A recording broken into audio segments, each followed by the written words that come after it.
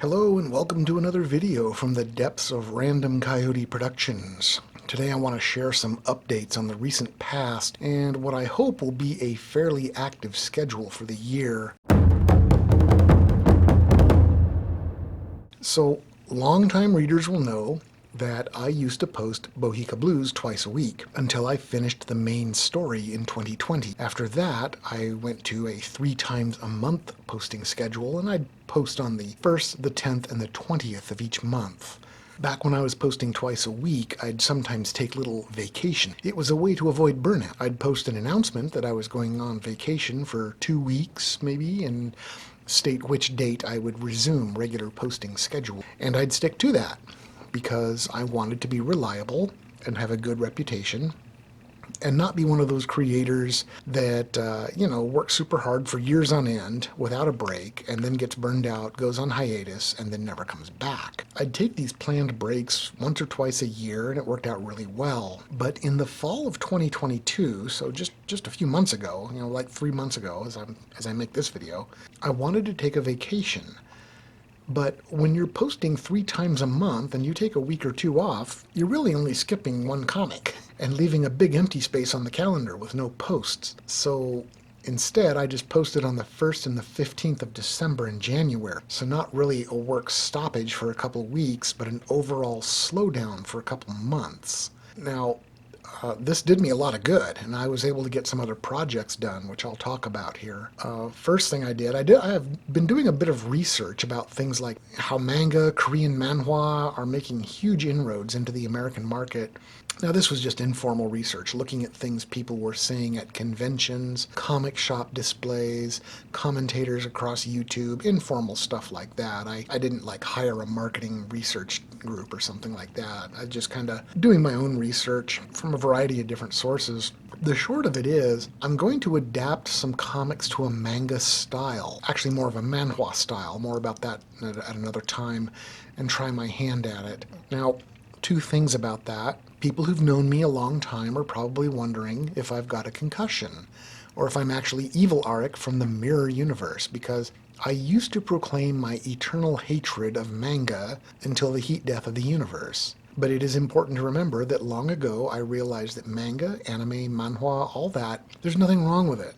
And a lot of the things about the format are things that I actually like, and it's certainly better than superheroes. My problem wasn't with the art form itself. It was just a handful of annoying weebs, and I've already talked about this. So, and speaking of the art form, when I say try my hand at the manga style, I don't necessarily mean the art style. Now, I'm not going to change my characters into chibis or start drawing dudes with big hair like 80s chicks or something like that.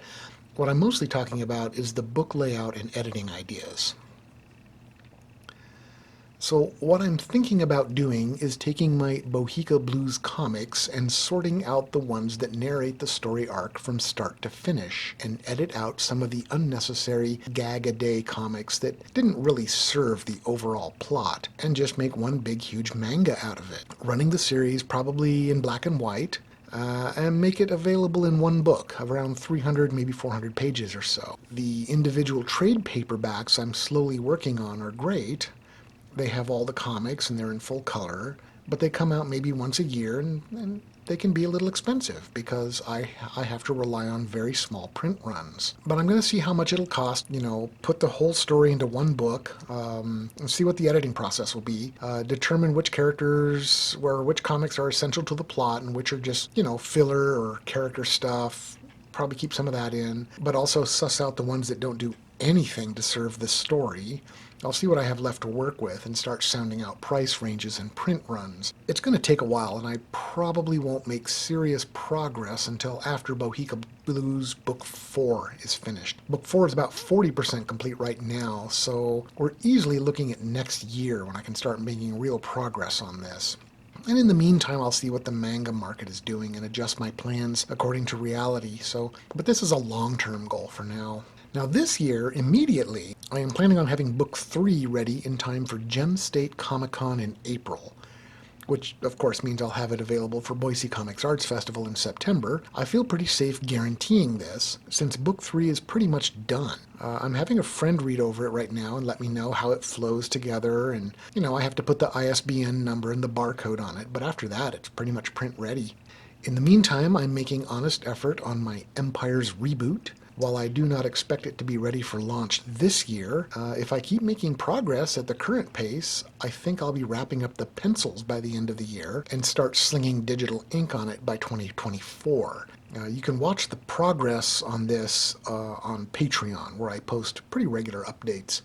Another project I'm looking forward to working on is Vox Noctum, although that is probably one of my immediate projects that I've done the least amount of groundwork on. I'll have to wait and see how that holds up. And I've mentioned it in the past, while it will be generally available to whoever wants to buy it, it will mostly be of interest in my immediate physical region in and around Boise and the Treasure Valley. Once again, Patreon will feature a lot of the works there as they are in progress. As far as these videos go, they may slow down a bit. In a way, I'm kind of a victim of success. For my day job, I used to work in a secluded records room, a file room, and it was all the way in the back of the building and had very little traffic. I frequently had quiet time back there, and in a 10 to 15 minute stretch, I could record voiceovers for my videos on my phone and then match it up with the video at home. Super convenient. But a few months ago, I got a promotion, and now I'm a big fat supervisor. So I moved to an office at the front of the building. And unfortunately, it is in probably the most high traffic spot in the entire place. It's a private office, but I'm next to a visitor lobby with a lot of traffic, and frequently people are waiting their turns out there, and they've got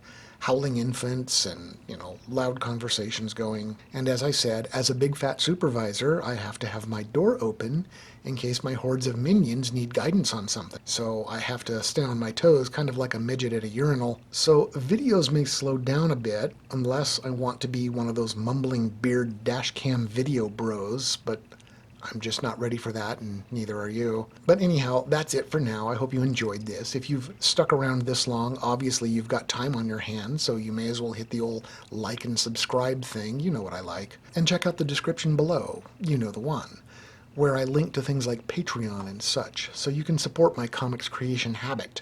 Take care, do self-care, support an independent comics creator out there that brings some sunshine to your daily grind and makes things a little bit more bearable. Give a buck or two, or just a thumbs up and a quick written hug telling them you appreciate their work. And until next time, life is more interesting when you keep things random. I said this looks like a job for me, so everybody just follow me.